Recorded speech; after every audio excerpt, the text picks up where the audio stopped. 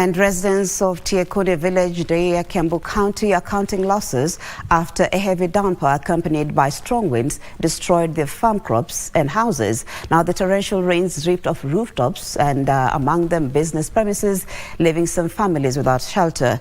Parts of the village were also without power. Area MCA Nelson Munga called upon county government to hasten support for the affected families.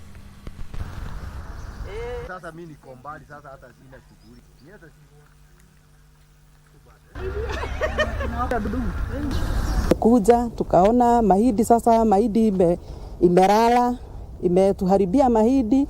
Tunaona miti inakatika, miti ingine inang'oreka mpaka na nini na mizizi. Miti zimevunjika na watoto walikuwa kwa nyumba.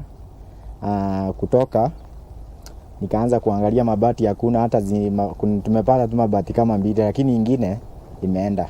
Kuomba serikali yetu kuu pamoja na serikali yetu ya county inapoongozwa na gavana wetu His Excellency Kimani wa Matangi, ya kwamba zile mahindi nyingi ambapo ulikuwa umetupatia sasa zimeweza kubebwa na mvua, na tunakuomba haraka iwezekanavyo. Hizi familia zote zimeshakuwa affected pamoja na wale wafanyikazi pale kwa barabara. Hizi familia zote hata leo hatujui wataweza kulala wapi.